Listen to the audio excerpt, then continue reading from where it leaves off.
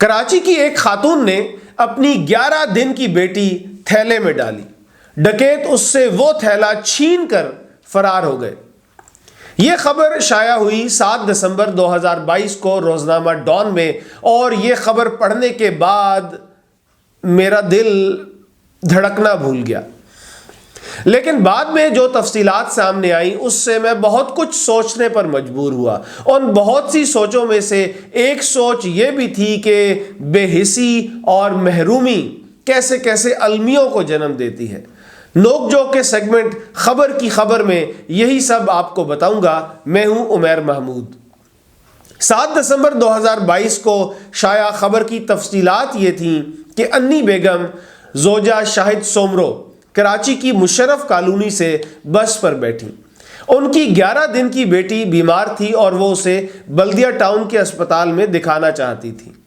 اپنی بیٹی کو ٹھنڈ سے بچانے کے لیے انی بیگم نے اسے کپڑے کے ایک تھیلے میں ڈال لیا۔ جب وہ بلدیہ ٹاؤن میں روبی موڑ پر بس سے اتری تو وہاں موجود 2 ڈکیتوں نے کپڑے کا وہ تھیلا ان سے چھین لیا اور فرار ہو گئے۔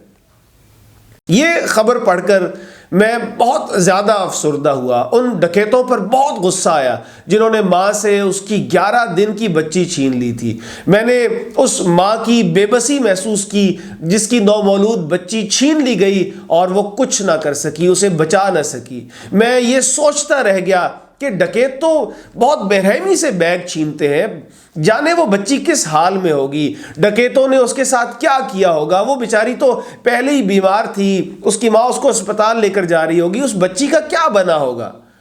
ان سب سوالوں نے میری سوچ پر یلغار کر دی۔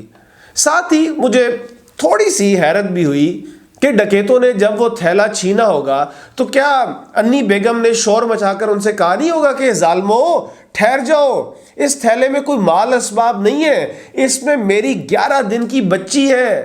اور وہ آہو پکار سن کر ڈکیت کیا رکے نہیں ہوں گے، انہوں نے تھیلے میں جھانک کر دیکھا نہیں ہوگا۔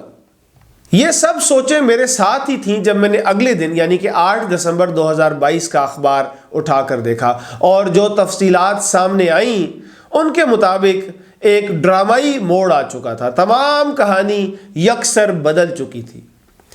کہانی یہ تھی کہ انی بیگم کے شوہر شاہد سومرو نے دوسری شادی بھی کی ہوئی تھی اور وہ دوسری بیگم کے ساتھ ہی رہتے تھے۔ شاہد سومرو کئی مہینے سے انی بیگم سے ملنے تک نہیں آئے تھے۔ انی بیگم کے گھر ایک خاتون امرین بطور کرایہ دار رہتی تھی۔ امرین کے ہاں بیٹی پیدا ہوئی تو انی بیگم کے ذہن میں ایک منصوبے نے جنم لیا کہ کیسے اپنے شوہر کی توجہ دوبارہ حاصل کی جائے۔ پہلے انی بیگم نے امرین کو قائل کیا کہ یہ جو تمہاری بیٹی پیدا ہوئی ہے یہ تم مجھے دے دو، اسے میں پالوں گی۔ امرین نے حامی بھر لی۔ پھر انی بیگم نے شاہد سومرو سے رابطہ کیا اور کہا کہ ان کے ہاں ایک بیٹی پیدا ہوئی ہے۔ ادھر انی بیگم نے شاہد کو بیٹی پیدا ہونے کا بتایا، ادھر امرین کا ارادہ بدل گیا اور انہوں نے انی بیگم سے اپنی بیٹی واپس لے لی۔ اب شوہر سے غلط بیانی چھپانے کے لیے انی بیگم نے یہ کہانی گھڑی کہ وہ اپنی بیٹی کو تھیلے میں ڈال کر لے جا رہی تھی کہ ڈاکو وہ تھیلا چھین کر لے گئے۔ کہانی کا ڈراپ سین ہونے کے بعد پہلا سانس تو میں نے سکھ کا لیا کہ جس واقعے پر میں اس قدر پریشان ہوا تھا وہ حقیقت میں ہوا ہی نہیں تھا۔ پھر مجھے انی بیگم کے شوہر شاہد سومرو پر بھی غصہ آیا کہ دوسری شادی ہونے کا یہ مطلب تو نہیں ہے کہ آپ پہلی بیگم سے کئی مہینوں تک رابطہ ہی نہ کریں اور اس کو صرف آپ کی توجہ لینے کے لیے یہ ڈرامہ کرنا پڑے۔ مجھے انی بیگم کی محرومی پر دکھ بھی ہوا۔ میں نے یہ بھی سوچا کہ مجبوری انسان سے کیا کچھ کروا دیتی ہے۔ اس بات پر ترس بھی آیا کہ اپنے شوہر کی توجہ حاصل کرنے کے لیے وہ ایک جھوٹ گھڑنے پر مجبور ہوئی، پھر اس جھوٹ پر پردہ ڈالنے کے لیے ایک اور جھوٹ گھڑنے پر مجبور ہوئی۔ اگر پہلا جھوٹ ان کے ساتھ چلتا تو جانے انہیں کس کس موقع پر اور کتنے کتنے مزید جھوٹ بولنے پڑتے۔ ساتھ ہی مجھے انی بیگم پر تھوڑا سا غصہ بھی آیا۔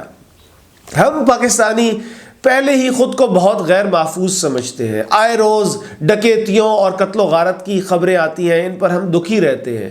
جس صاحب اولاد نے یہ خبر سنی ہوگی کہ ڈکیت تھیلے میں موجود 11 دن کی بچی چھین کر لے گئے، ان کے دلوں پر کیا گزری ہوگی۔